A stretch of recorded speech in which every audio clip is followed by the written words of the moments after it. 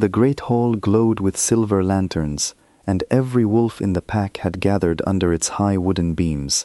It was the night of the mating ceremony, the most important night of the year, and Lena Voss stood in the center of it all, with her heart pounding like a drum.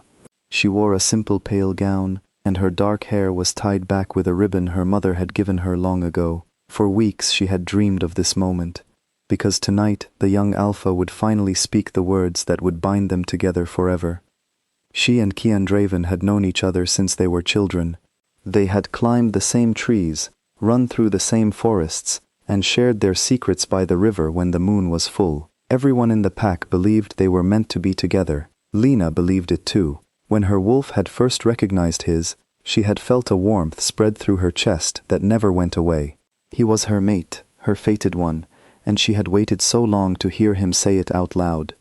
Now Kian stood before her, tall and strong, his shoulders squared beneath his dark coat. But something was wrong. His face, which had always softened when he looked at her, was cold and still. His eyes, usually warm and kind, would not meet hers. Lena felt a small flutter of worry, but she pushed it away. He was probably nervous, she told herself. This was a big night for both of them. The pack elder raised her hands and called for silence. The hall grew quiet. Every eye turned toward Kian, waiting for him to claim the woman he loved. Kian took a slow breath. Then, in a voice that carried across the entire hall, he spoke words that shattered everything. I, Kian Draven, Alpha of this pack, reject Lena Voss as my mate. She is nothing to me. Let her be cast out. For a moment, the world went silent. Lena could not breathe. She stared at him, waiting for him to laugh, to tell her it was a cruel joke. But he did not laugh. He only turned his face away. Gasps rippled through the crowd. Some wolves whispered behind their hands. Others looked at Lena with pity, and pity was worse than anything. She felt her cheeks burn, felt tears sting her eyes, but she refused to let them fall in front of everyone. Her wolf howled inside her, a sound of pure grief that no one else could hear. She lifted her chin, though her whole body trembled. Then she turned and walked out of the hall, past the staring faces, past the whispers, out into the cold night air. The moment the great doors closed behind her, she began to run. She ran through the trees, her breath ragged, her heart broken into 1,000 pieces. She ran until her legs gave out, and then she fell to her knees beside the old river where they used to play as children. There, alone, she finally let herself cry. What Lena did not know, what no one in that hall knew, was that Kian's cold words had been a lie. Every single one of them. 3 nights before the ceremony, a stranger had come to the edge of the pack's land. His name was Marcus, and he was the alpha of a distant, powerful pack known for its cruelty. Marcus had learned a dangerous secret. Lena carried a rare and ancient bloodline, one that had not been seen in generations. To a wolf like Marcus, that bloodline was a prize, and he wanted it for himself. He had met Kian in secret, in the dark of the woods, and he had spoken with a smile that never reached his eyes. I know what she is, Marcus had said, and I know what she means to you. So hear me, young Alpha. If you claim her as your mate, if you bind her to you, I will know. My spies are everywhere, and the moment you do, I will take her, and I will make sure you never see her again. But if she is nothing to you, if you cast her out where I can see it with my own eyes, then perhaps she will be too worthless for me to bother with. Kian had felt rage burn through him, but he had also felt fear, a cold and terrible fear for the only person he had ever truly loved. He knew he could not fight Marcus openly. His pack was smaller, younger, unprepared for war. If he claimed Lena, he would be signing her death sentence. And so he had made the hardest choice of his life. He would break her heart in public to keep her alive. He would let her hate him, if hating him meant she would be safe. He had not slept since that night, and when he spoke those cruel words in the hall, each one had felt like swallowing broken glass. But Kian had made one terrible mistake. He had thought Lena would simply leave, angry and hurt, and stay far away where Marcus would forget about her. He had not understood how strong she truly was. He had not imagined what she would do next. That very night, while the pack slept, Lena wiped her tears and stood up beside the river. The grief was still there, heavy in her chest, but something else had risen alongside it. Anger.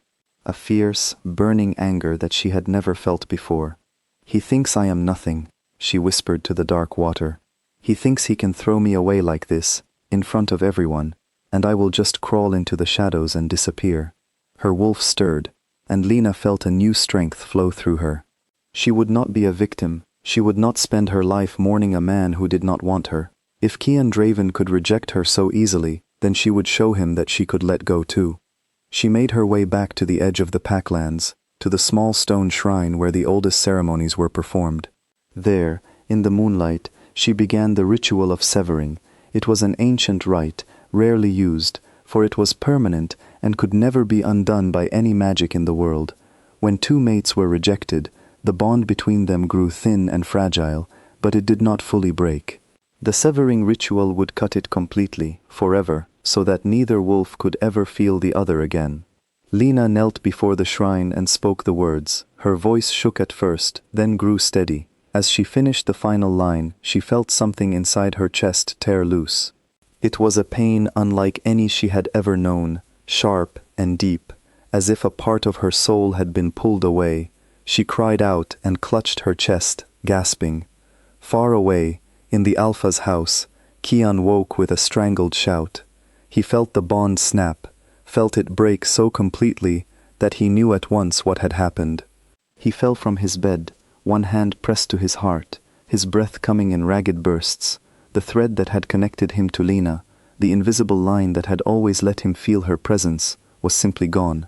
Not thin, not weak, gone. "No," he whispered. "No, no, what have you done?" He had planned to explain everything one day, when Marcus was no longer a threat, when it was finally safe. He had believed he could win her back, could tell her the truth and beg for her forgiveness. But now the bond was severed forever. Even if she forgave him, even if she understood, the sacred connection they had shared could never return. He had lost her twice in a single night, and the second loss was one he could never take back. But Kian's grief would have to wait, because the broken bond had done something he never expected. A mated bond, even a hidden one, gave an alpha strength. It steadied his wolf and sharpened his power. When it broke so suddenly and so completely, Kian felt himself weaken, felt his wolf stumble inside him like a creature that had lost its footing.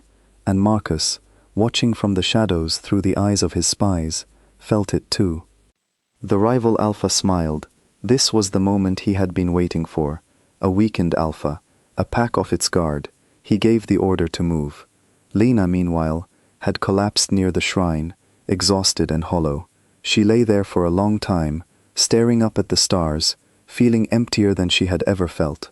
The bond was gone. She was free, but freedom did not feel the way she had imagined. It felt like a room with all the warmth taken out of it. As dawn began to gray the sky, she heard footsteps. An old woman shuffled toward her, leaning heavily on a wooden staff. It was Elder Rowan, the oldest wolf in the pack, her eyes clouded with age, but still sharp with knowing. "Child," the old woman said softly, "what have you done this night?" "I set myself free," Lena answered, her voice flat. "He rejected me, so I made it final. I will not spend my life loving someone who feels nothing for me." Elder Rowan lowered herself to the ground with a groan and looked at Lena with great sadness. "Oh, little one," she said, "there is something you must know, and I fear I have come too late to say it." Then the old woman told her everything. She told her of the night in the woods, of Marcus and his cruel bargain, of the secret Kian had carried alone. She had been there, hidden nearby, gathering herbs when she overheard the two alphas speak. She had kept the secret because Kian had begged her to, believing it was the only way to protect the girl he loved. "He did not reject you because you are nothing," Elder Rowan said gently. "He rejected you because you are everything. He broke his own heart to keep yours beating." Lena felt the world tilt around her. Every cold word Kian had spoken now sounded completely different. His refusal to meet her eyes, the way his voice had cracked, just slightly, on the last word, the stiffness in his shoulders, as if he were holding himself together by sheer will. It had not been coldness. It had been a man forcing himself to do the most painful thing imaginable. and she had answered his sacrifice by severing the bond forever. "What have I done?" she whispered, tears filling her eyes again, but these were different tears now. "I thought he threw me away. I thought I meant nothing." Elder Rowan reached out and gripped her hand. "There is no time for regret, child. I have felt it in the air all morning. Marcus is coming.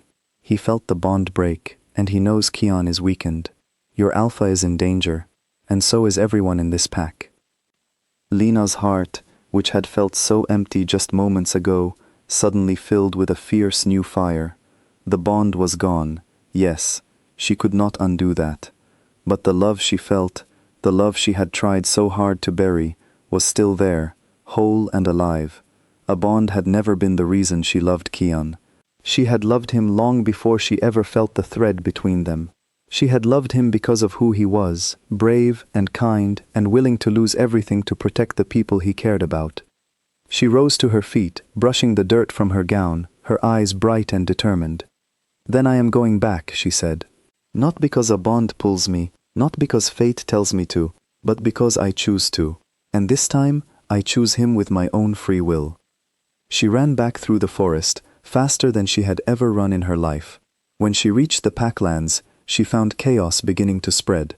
Marcus and his wolves had arrived at the borders, and Kian stood at the front of his people, pale and unsteady but refusing to back down. His warriors were frightened, unsure, for they could feel their alpha's weakness. Lena pushed through the crowd until she reached the front.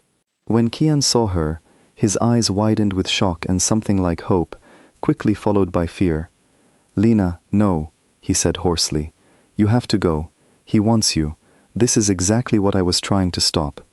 "I know the truth now," she said, standing tall beside him. "I know what you did, and why you did it. And I am done running from Marcus. I am done letting him decide my life." She turned to face the rival Alpha, who watched with cold amusement. "You think my worth is in my blood," Lena called out, her voice ringing clear. "You think you can frighten a whole pack into handing me over. But you have made a mistake. This pack does not stand behind a weakened Alpha out of fear. They stand behind him out of loyalty, because he would give his life for any one of them, and so would I." Her words struck something in the crowd. The frightened warriors straightened. Their courage returned as they looked at the young woman who had been cast out the night before, now standing bravely at their Alpha's side. Kian felt their strength gather around him, and though the bond was gone, the love and loyalty of his pack lifted him up in its place. He straightened, and his wolf steadied within him. Marcus had counted on fear and weakness. He had not counted on a pack united by something stronger than any bond. As Kian's people closed ranks, fierce and unafraid, and as neighboring packs who had heard of Marcus's cruelty arrived to stand with them, the rival Alpha realized he had badly miscalculated. He was outnumbered, and his advantage was gone. With a snarl of frustration, he turned and retreated into the trees, his wolves scattering behind him, and this time he did not return. When it was over, Kian turned to Lena, his face full of sorrow and wonder. "I am so sorry," he said quietly, "for all of it. I only wanted to keep you safe. But the bond is gone now, Lena. I felt it break. I cannot give you back what we lost. I will understand if you can never forgive me." Lena reached out and took his hand. It was warm, just as she remembered. "The bond was never why I loved you," she said. "I chose you long before fate ever tied us together, and I am choosing you now. But this time, we do it differently. This time, no more secrets, no more deciding my life for me, even to protect me. If we build something, we build it together, as equals." Kian looked at her, hardly daring to believe it. "You would still have me, even without the bond, even after everything?" "A bond is a thread," Lena said, with a small, tired smile. "But love is a choice we make every day. And I would rather choose you 1,000 times over than have fate choose for me even once." He pulled her into his arms then, and she rested her head against his chest, feeling the steady beat of his heart. There was no invisible thread connecting them anymore. There was only two people who had chosen each other freely and completely. And in the quiet morning light, with her pack standing around her, and the man she loved holding her close, Lena understood at last that the most powerful bond of all was not the one fate had given her. It was the one she had chosen with her own heart.